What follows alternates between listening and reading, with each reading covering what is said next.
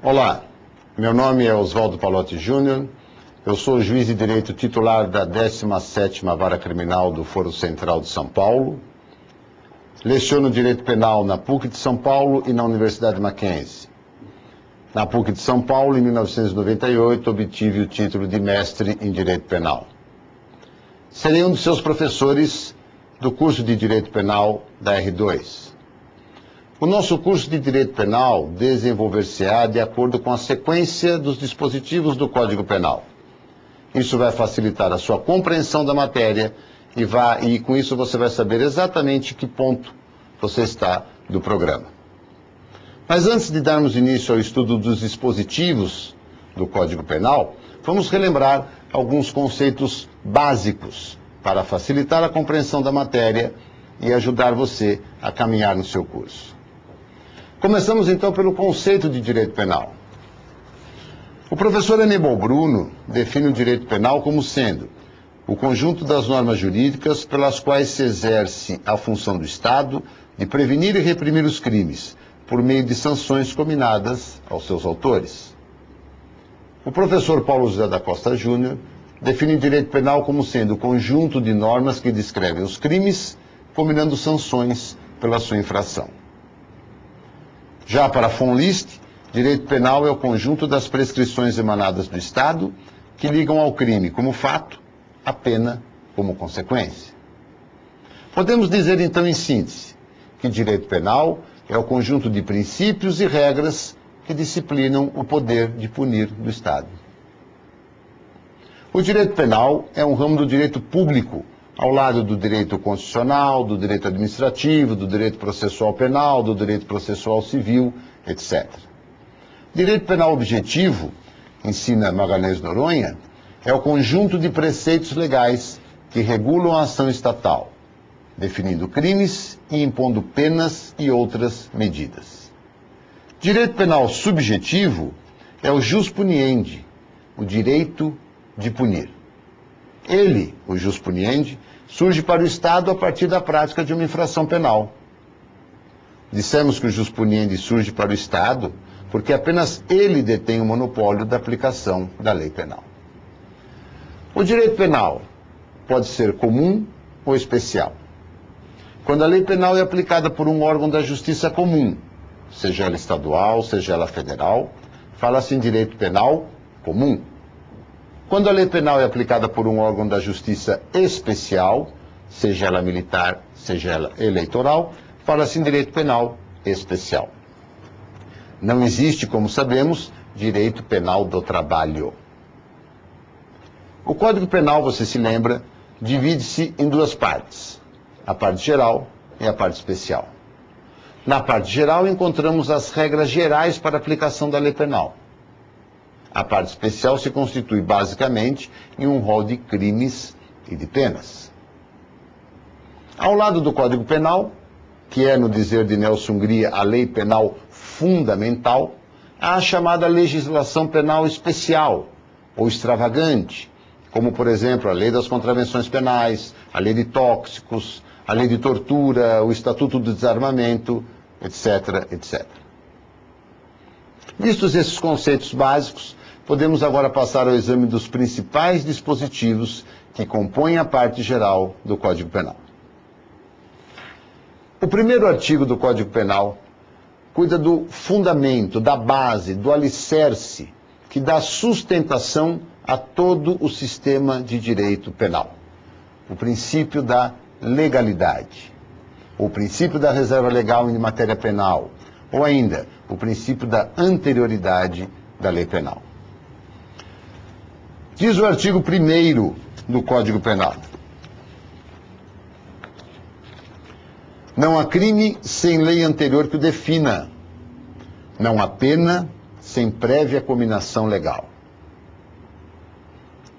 Anselmo de Feuerbach, eminente penalista alemão, sintetizou o princípio na fórmula nullum crimen, nulla pena, sine praevia lege. Mas falamos aqui em princípio da legalidade, falamos que Anselmo de Feuerbach sintetizou o princípio na fórmula nullum crimen, nulla pena, sine praevia lege, mas afinal, o que é um princípio? Miguel Reale explica que princípio é uma verdade fundamental. Celso Antônio Bandeira de Mello, na mesma linha, observa que princípio é o mandamento nuclear de um sistema, verdadeiro alicerce dele. O princípio da legalidade, ensina Francisco de Assis Toledo, se constitui numa real limitação ao poder estatal de interferir na esfera das liberdades individuais. O princípio da legalidade se projeta em 4 frentes, ou em outras palavras, ele se desdobra em 4 funções de garantia, que são a lex prévia, a lex scripta, a lex stricta e a lex certa. Vamos examinar então cada uma dessas funções de garantia do princípio da legalidade. A primeira delas é a lex prévia. O que significa? Significa que a lei penal deve ser anterior ao fato que se pretende ter como criminoso. Portanto, não podem retroagir as leis penais que criem figuras delituosas novas ou que agravem de qualquer modo a situação do réu. A segunda função de garantia é a da lex scripta, que significa que apenas a lei escrita é que pode criar infrações penais e combinar penas. O costume, portanto, não é fonte direta de direito penal. A terceira função de garantia é a lex stricta. Ela tem 2 vertentes. Primeiro, restringe a criação de tipos penais e a combinação de sanções. Apenas a lei, considerada em seu sentido mais estrito. E segundo, veda o uso da analogia para estender, para dilatar o alcance da norma penal incriminadora ou gravosa, de modo a fazê-la atingir comportamentos não expressamente previstos. Lei, em seu sentido mais estrito, anote isso, é aquela que resulta do processo legislativo estabelecido pela Constituição da República. Portanto, medida provisória não pode, em nenhuma hipótese, cuidar de matéria penal, já que medida provisória não é lei em sentido estrito. Ela tem força de lei, mas ela não é lei em sentido estrito. A emenda constitucional número 32, de 11 de setembro de 2001, entre outras providências, alterou o artigo 62 da Constituição Federal, proibindo expressamente a edição de medida provisória relativa a direito penal, processual penal e processual civil, numa demonstração inequívoca de que medida provisória não pode, e aliás, nunca pôde, tratar de matéria penal. O terceiro corolário do princípio da legalidade é a lex certa. Essa função de garantia exige que a lei penal seja clara, de pronta compreensão, de fácil entendimento. Como ressalta Luiz Vicente Senicchiaro, o crime não é qualquer ação, mas ação determinada. Grave isso também. O crime não é qualquer ação, mas ação determinada, e determinada pela lei. Viola o princípio da legalidade, portanto, o artigo 40 da Lei dos Crimes Ambientais, a Lei 9.605 de 98. Acompanhe a leitura. Diz o artigo 40 da Lei dos Crimes Ambientais: causar dano direto ou indireto às unidades de conservação e às áreas de que trata o artigo 27 do Decreto 99.274, etc., etc., etc., pena reclusão de 1 a 5 anos. A expressão dano direto ou indireto cria uma situação de franca perplexidade.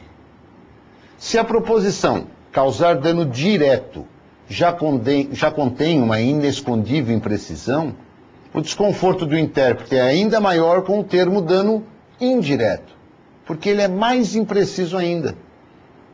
A indeterminação dos termos daquele dispositivo compromete irremediavelmente sua validade jurídica.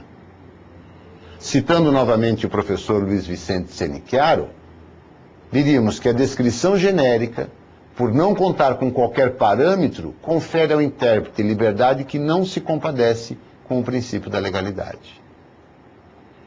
Visto isso, podemos concluir que apenas quando as 4 funções de garantia estiverem satisfeitas é que se poderá afirmar que o princípio da legalidade foi reverenciado.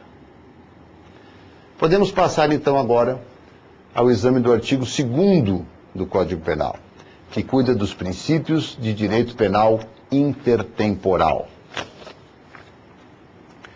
Diz o artigo 2º do Código Penal. Acompanhe a leitura mais uma vez. Ninguém pode ser punido por fato que lei posterior deixa de considerar crime, cessando em virtude dela a execução e os efeitos da sentença condenatória. E o seu parágrafo único estabelece: a lei posterior, que de qualquer modo favorecerá o agente, aplica-se aos fatos anteriores, ainda que decididos por sentença condenatória transitada em julgado. O artigo 2º do Código Penal estabelece as regras que devem ser observadas relativamente à lei penal nova. O dispositivo que acabamos de ler está em perfeita sintonia com o que está escrito no artigo 5º, inciso 40 da Constituição da República, que diz que a lei penal não retroagirá, salvo para beneficiar o réu. José Frederico Marx apresenta a melhor divisão para se estudar esse tema. De acordo com o professor, há 4, e apenas 4 hipóteses relativamente à lei penal nova. São elas: primeira hipótese, a lei penal nova suprime normas incriminadoras antes existentes. É a chamada abolitio criminis. A lei nova, então, exclui do ordenamento jurídico fato anteriormente considerado crime. Faz desaparecer com isso todos os efeitos penais da condenação criminal. Grave isso. A abolitio criminis faz desaparecer os efeitos penais e apenas os efeitos penais da condenação criminal. Naturalmente, quando esta já tenha ocorrido. Por força do que estabelece o artigo 2º caput do Código Penal, a lei nova que suprime normas incriminadoras antes existentes retroage. A segunda hipótese é a da lei nova que, ao contrário da anterior, cria figuras típicas novas, fazendo surgir ilícitos penais antes inexistentes. É a novatio criminis. Podemos citar como exemplo o artigo 308 do Código de Trânsito Brasileiro, a Lei 9.503 de 1997, que criminalizou aquela competição conhecida por racha de veículos. Outro exemplo é a Lei 10.741 de 2003, que dispõe sobre o Estatuto do Idoso e que criou, entre outros, o crime de discriminação contra a pessoa idosa. Confira aí no artigo 95 do Estatuto. E o crime de retenção do cartão magnético de conta bancária do idoso relativa a benefícios, proventos ou pensão. Confira o que está escrito no artigo 104 do Estatuto do Idoso. Por força do que estabelece o artigo 1º do Código Penal, nesse caso, no caso de novatio criminis, a lei penal nova não retroage. A terceira hipótese é a da lei nova que, de qualquer modo, altera para melhor normas penais não incriminadoras, com isso tornando mais favorável ao agente a aplicação da lei penal. É a chamada novatio legis in melius. Podemos citar como exemplo o Estatuto do Desarmamento, que não inclui, como fazia a lei anterior, a Lei 9437 de 1997, entre as causas de aumento de pena, o fato de o agente já ter sido condenado por crime contra a pessoa, contra o patrimônio ou por tráfico ilícito de entorpecentes. Compreenda isso. A Lei 9437 de 1997 estabelecia uma causa de maior punibilidade da conduta, que era o fato de o agente já ter sido processado por crime contra a pessoa, tráfico de entorpecentes, etc. O Estatuto do Desarmamento que é uma lei nova em relação à antiga lei de armas, não previu essa hipótese de maior punibilidade da conduta. Portanto, nós temos aí um exemplo de novatio legis in melius. A lei nova, de alguma forma, melhorou a situação do agente. Por isso, por conta do que estabelece o artigo 2º caput do Código Penal, nessa hipótese a lei nova retroage. A quarta e última hipótese é a da lei nova que, de qualquer modo, ao contrário, agrava a situação do agente. Altera de maneira desfavorável ao agente norma penal não incriminadora. É a chamada novatio legis impejus. São exemplos da novatio legis impejus a lei dos crimes hediondos, que elevou as penas dos crimes de estupro e de atentado violento ao pudor. O artigo 298 do Código de Trânsito Brasileiro, que estabeleceu circunstâncias agravantes antes inexistentes no nosso ordenamento jurídico. A novatio legis impejus não retroage, à vista do que estabelece o artigo 1º do Código Penal. É importante que você grave isso. Há 4 e apenas 4 hipóteses relativamente à lei penal nova. Primeira hipótese, a lei penal nova suprime normas incriminadoras antes existentes, por isso retroage. Segunda hipótese, a lei penal nova, ao contrário da anterior, cria figuras típicas novas, fazendo surgir ilícitos penais antes inexistentes, ela não retroage. Terceira hipótese, a lei penal nova, de alguma forma, altera para melhor normas penais não incriminadoras, com isso tornando mais favorável ao agente a aplicação da lei penal. Nessa hipótese, a lei penal nova retroage. E, por fim, a lei penal nova, de qualquer modo, agrava a situação do agente. Altera de maneira desfavorável a ele norma penal não incriminadora. Nessa hipótese, ela não retroage. A retroatividade benéfica não sofre limitação alguma, já que ela alcança, inclusive, os fatos já decididos por sentença condenatória irrecorrível, como evidencia o parágrafo único do artigo 2º do Código Penal. Se já foi proferida a sentença condenatória, mas ela ainda não transitou em julgado, compete ao juiz do processo a aplicação da lei nova mais benigna. Se a condenação já transitou em julgado, essa tarefa é de competência do juiz das execuções. É o que diz a súmula 611 do Supremo Tribunal Federal, que você precisa guardar. Transitando em julgado a sentença condenatória, compete ao juiz das execuções a aplicação da lei mais benigna.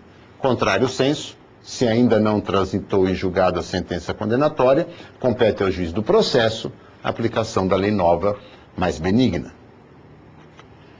O artigo 3º do Código Penal cuida da lei excepcional ou temporária. Salgado Martins chama-as de leis de duração limitada.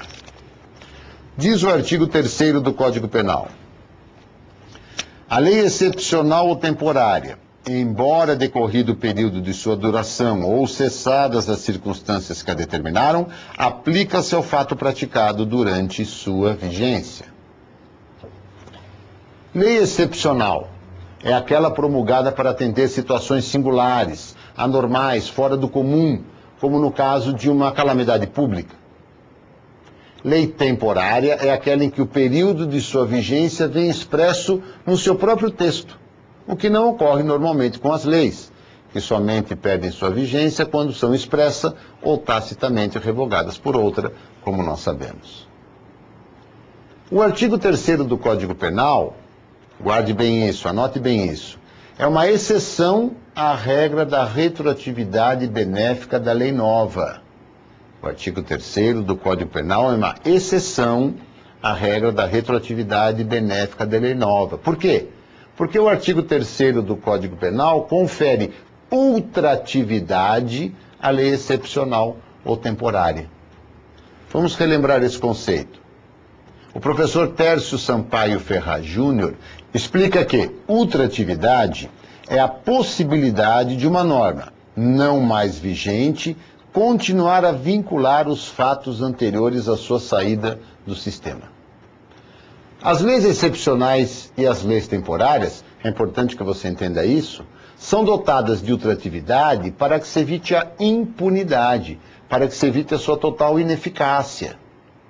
Nessas leis, como ensina José Frederico Marx, o fator tempo integra a própria tipicidade do fato. É por isso que as normas excepcionais e temporárias não violam o princípio da legalidade. Por quê? Repito, para o professor José Frederico Marx, o fator tempo integra a própria tipicidade da conduta. Justamente por isso, então, a regra do artigo 3º do Código Penal não conflita com o princípio da legalidade. O artigo 4º do Código Penal trata do tempo do crime. Diz o artigo: considera-se praticado o crime no momento da ação ou omissão, ainda que outro seja o momento do resultado. O artigo 4º evidencia que o Brasil adotou a chamada teoria da atividade, pois considera-se para a determinação do momento do crime o instante da conduta, comissiva ou omissiva, pouco importando o momento em que vem ocorrer o resultado. Mas qual a importância dessa regra? A regra do artigo 4º é especialmente importante para fins de início de contagem do prazo prescricional e para a aferição da imputabilidade do agente ao tempo do crime, como exige o artigo 26 do Código Penal. Imputabilidade até no que diz respeito à maioridade penal.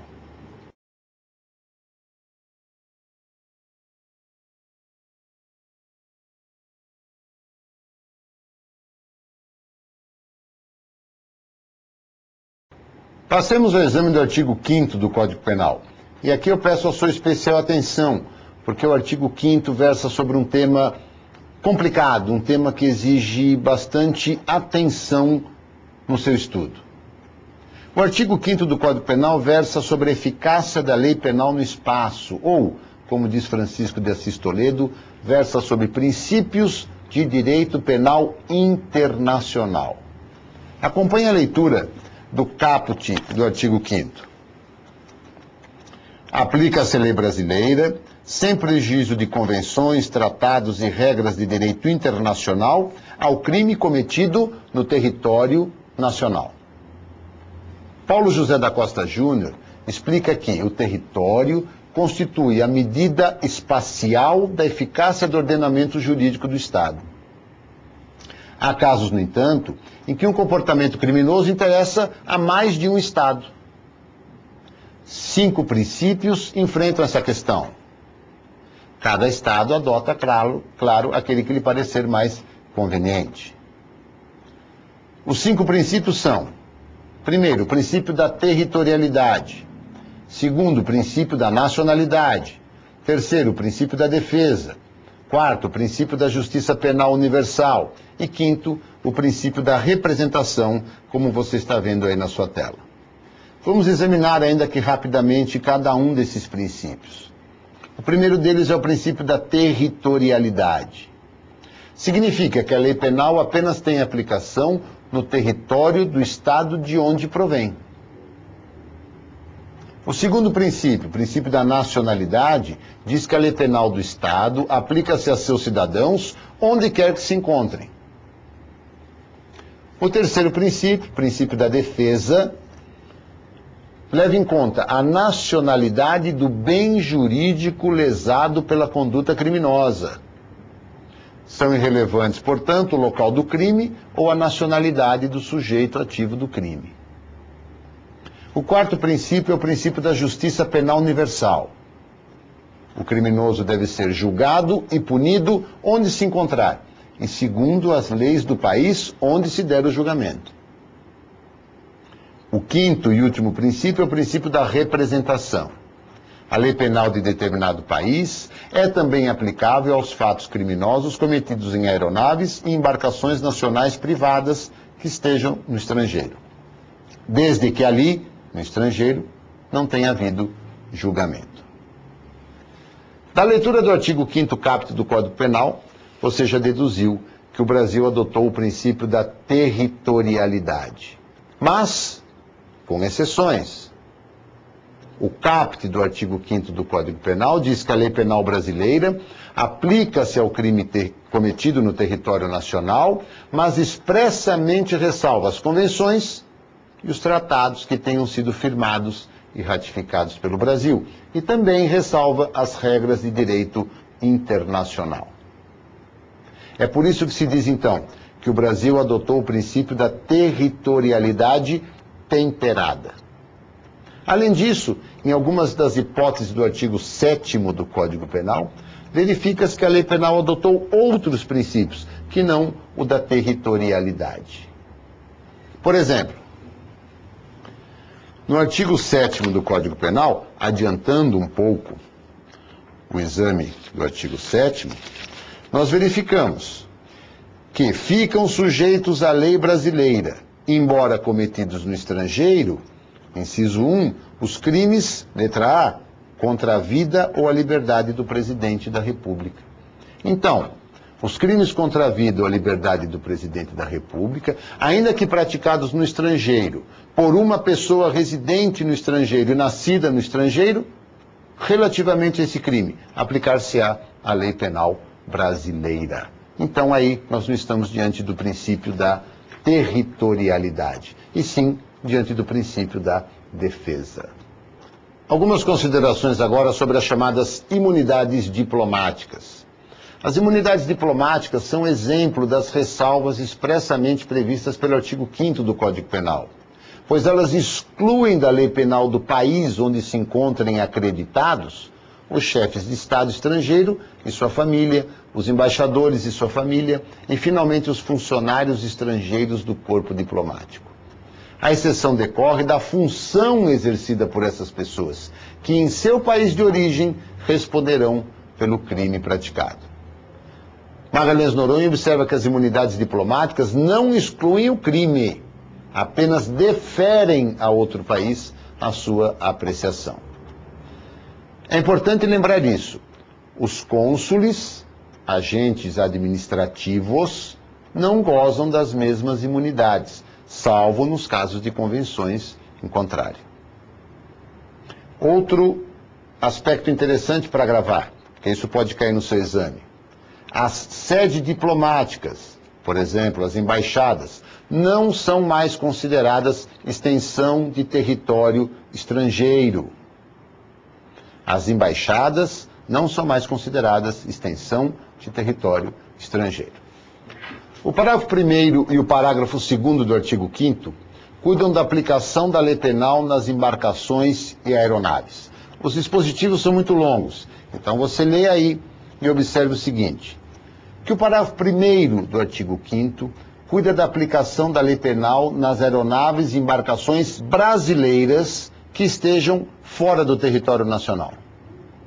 E o parágrafo 2º cuida da aplicação da lei penal nas aeronaves e embarcações estrangeiras que estejam em território brasileiro. As aeronaves e as embarcações brasileiras públicas são consideradas extensão do território nacional onde quer que se encontrem. As embarcações brasileiras privadas são consideradas extensão do território nacional quando estiverem em alto mar ou no espaço aéreo correspondente ao alto mar.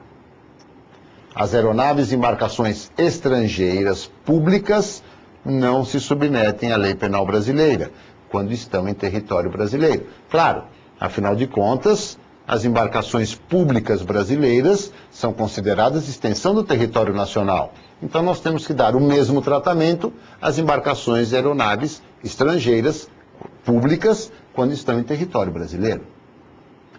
As aeronaves e embarcações estrangeiras privadas sujeitam-se à lei penal brasileira desde que se encontrem pousadas ou voando no espaço aéreo brasileiro, ou se encontrem em porto brasileiro ou no mar territorial brasileiro. Leia o parágrafo 1º e o parágrafo 2º do artigo 5º do Código Penal e você vai ver que são essas as conclusões que você vai tirar dos dois dispositivos. O artigo 6º do Código Penal trata do lugar do crime. Acompanhe a leitura do dispositivo. considera-se praticado o crime no lugar em que ocorreu a ação ou omissão, no todo ou em parte, bem como onde se produziu ou deveria produzir-se o resultado. A regra do artigo 6º do Penal relaciona-se também com a aplicação da regra da territorialidade. Relativamente ao lugar do crime, diz a doutrina que o Brasil adotou a teoria da ubiquidade. Considera-se local do crime tanto o lugar do comportamento, comissivo ou omissivo, quanto o lugar do resultado. O professor Paulo José da Costa Júnior explica que basta a realização de um só fragmento da conduta punível em território nacional para que a ela se aplique a lei brasileira, ainda que se verifique o restante da conduta e mesmo o evento no exterior. O artigo 7º do Código Penal versa sobre a extraterritorialidade da lei penal brasileira. O dispositivo prevê hipóteses especiais de exceção à regra geral do princípio da territorialidade, como já adiantamos há pouco. A extraterritorialidade da lei penal brasileira pode ser incondicionada ou condicionada. Será incondicionada quando a aplicação da lei penal brasileira não depender de qualquer requisito. O inciso 1 do artigo 7º do Código Penal enumera os casos dessa hipótese. Leia-os atentamente. Outro exemplo de extraterritorialidade incondicionada está no artigo 2º da Lei 9455 de 1997, a chamada Lei de Tortura. O artigo 8º do Código Penal cuida dos efeitos, no Brasil, de uma pena imposta e cumprida no estrangeiro nos casos de extraterritorialidade. Diz o artigo 8º do Código Penal: a pena cumprida no estrangeiro atenua a pena imposta no Brasil pelo mesmo crime quando diversas, ou nela é computada quando idênticas. Acompanhe a seguinte situação.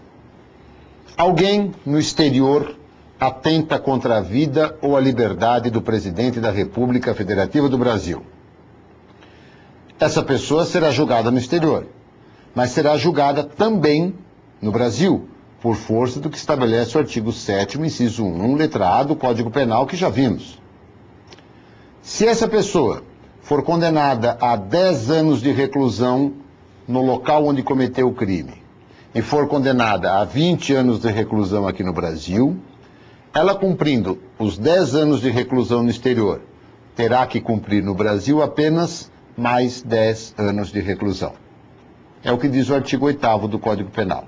Se as penas forem diversas, por exemplo, pena privativa de liberdade no exterior e pena de multa no Brasil, então a pena de multa será atenuada por conta da pena privativa de liberdade já imposta e cumprida no exterior. O artigo 9º do Código Penal versa sobre a eficácia em território nacional da sentença estrangeira. Acompanhe a leitura do artigo 9º no seu Código. A sentença estrangeira, quando a aplicação da lei brasileira produz na espécie as mesmas consequências, pode ser homologada no Brasil para obrigar o condenado à reparação do dano, a restituições e a outros efeitos civis. Ou 2, para sujeitá-lo à medida de segurança. Grave isso. A execução de uma pena é um ato de soberania de um país. É por isso que Celso Delmanto observa que, da mesma forma que não se aplicam em nosso território as leis estrangeiras, aqui seus julgados não podem ser executados como se nacionais fossem. Apenas em 2 hipóteses é possível a execução no Brasil de uma sentença penal condenatória estrangeira. Grave isso. Apenas em 2 hipóteses é possível a execução no Brasil de uma sentença penal condenatória estrangeira. E desde que a aplicação da lei brasileira produza, no caso, as mesmas consequências.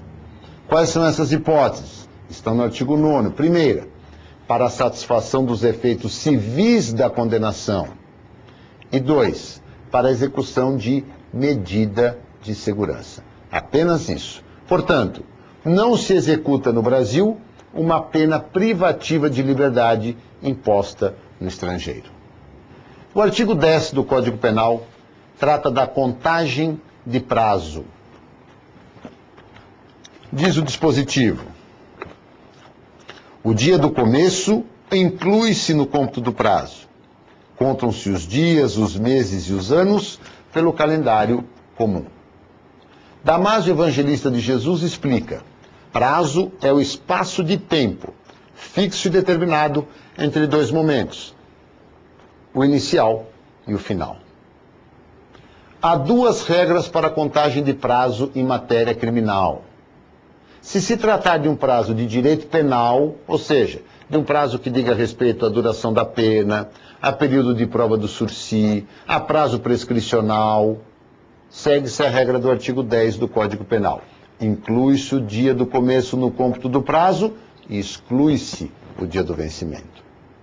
Se tratar de um prazo de direito processual penal, por exemplo, prazo para oferecimento de denúncia, prazo para substituição de testemunhas, para recurso, etc., segue-se a regra do parágrafo 1º do artigo 798 do Código de Processo Penal, que diz: não se computará no prazo o dia do começo, incluindo-se, porém, o do vencimento. Então, repetindo, duas regras para a contagem de prazo. O prazo é de direito penal, conta-se o prazo de acordo com a regra do artigo 10 do Código Penal. O prazo é de processo penal, conta-se o prazo de acordo com a regra do artigo 798, parágrafo 1º do Código de Processo Penal. Para a contagem do prazo, diz o artigo 10, utiliza-se o calendário comum. O calendário comum é o calendário gregoriano. A hora do início do prazo não tem qualquer relevância. O artigo 11 do Código Penal cuida das frações não computáveis da pena. Diz o dispositivo: desprezam-se nas penas privativas de liberdade e nas restritivas de direito as frações de dia, e na pena de multa as frações de cruzeiro. As frações de dia, nós sabemos, são as horas. Portanto, não se computam nas penas privativas de liberdade e nas penas restritivas de direitos as horas. Na pena de multa desprezam-se os centavos, que são as frações de real.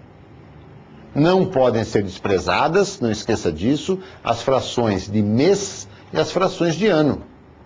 As frações de mês devem ser reduzidas a dias, e as frações de ano devem ser reduzidas a meses.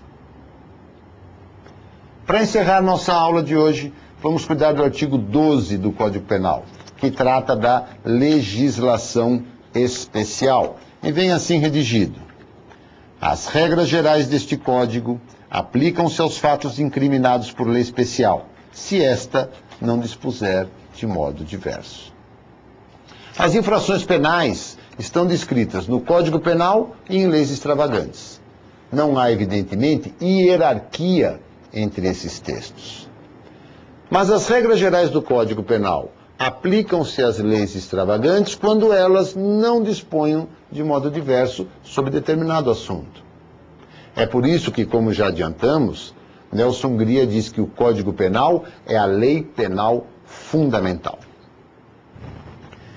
Com isso, terminamos o exame do título 1 da parte geral do Código Penal, que trata da aplicação da lei penal.